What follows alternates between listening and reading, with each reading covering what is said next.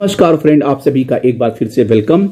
और AIBA ने 9 जुलाई को एक सर्कुलर रिलीज किया, minutes sign with IBA on revised PLI norms and the medical insurance policy. जो लास्ट 2 जुलाई को मीटिंग IBA के साथ हुई थी और उसमें PLI और हेल्थ इंश्योरेंस स्कीम के बारे में डिस्कशन का फाइनल हुआ था, उसका मिनट्स AIBA ने भेजा है। Performance linked incentive scheme PLI from the financial year 23-24 each bank can decide any of the following parameters for granting the PLI. First, CASA, second NPA, third SMA, fourth non-interest income, fifth total business, sixth profitability, seventh ROA/ROE, and eighth government schemes. Banks can decide the metrics from the amongst the above parameters looking to their business potential, priorities, business plan, etc. Instead of the present PLI of 5 days, 10 days, 15 days, जैसा कि last matrix के हिसाब से था, PLI can be granted from first wage to 15 days wage, that is 1, 2, 3, 4, 11, 12, 13, 14 और 15 days. ये decide हुआ है और ये इसका एडवाइजरी अब मिनट्स की कॉपी बैंकों के जाएगी और बैंक अकॉर्डिंगली अपने बोर्ड से अप्रूव करा के PLI सैंक्शन करेंगे। इसमें जो 5, 10, 15 ये 3 कैटेगरीज में वेज मिलने थे PLI का, अब फ्रॉम 1 डेज टू 15 डेज है।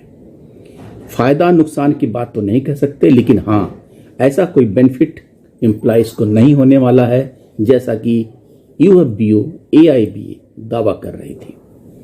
दूसरा, renewal of group medical insurance policy in service employees, officers and retirees.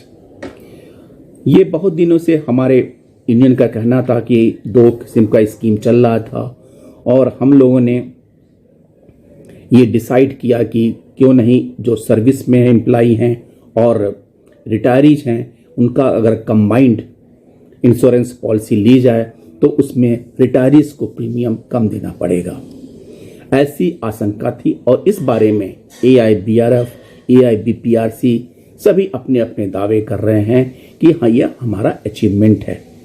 और ये अचीवमेंट क्या है? जब तक रिटायरीज का इंश्योरेंस प्रीमियम रिड्यूस होके नहीं आता है, क्योंकि 2015 में ये 7,500 था और लगभग अब 1 लाख है। तो अगर इसमें सफिशिएंट अगर रिडक्शन नहीं होता है तो ये नहीं कह सकते हैं कि ये बहुत बड़ा अचीवमेंट होगा। उनका कहना है, we are happy to inform that this has been agreed now and the policy to be renewed for the year 24-25 would be a combined policy. This is expected to rationalize, cross-subsidize and reduce the premium for the retirees. There would common coverage of sum insured for rupees 3 lakhs for in-service award staff and retirees and 4 lakhs for in-service officer and retirees. The benefits under the policy including bed charges etc. would be the same for in-service staff and the retiree except the following, which would be applicable only for the in-service staff: coverage of domiciliary treatment, ex gratia for critical analysis, critical illness, and the buffer cover of rupees 100 crores. Retirees who are not members of this policy at present would be given an opportunity to join this policy.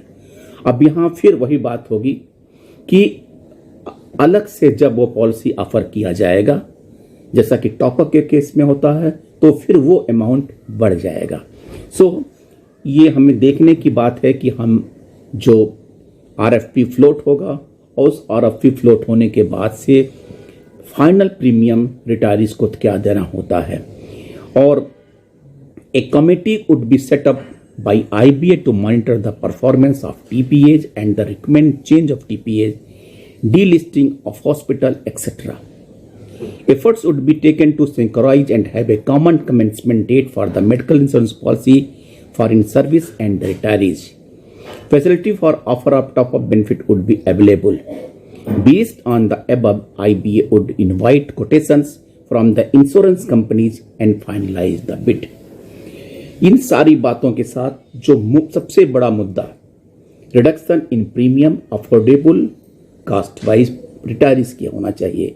अगर combine करने से इसका फायदा होता है तो welcome, लेकिन इस बारे में कोई बात यूनियन कभी नहीं करती है कि premium must be shared by the employer bank.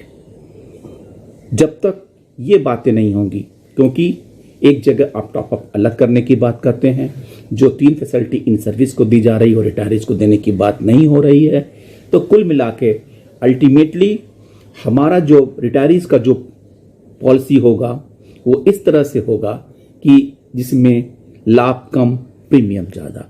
लेकिन वेट करते हैं इस नए पॉलिसी के 24-25 के हिसाब से वाकई क्या रिटायरीज को फायदा होने वाला है, जैसा कि यूनियन इस बात की दावा कर रही है।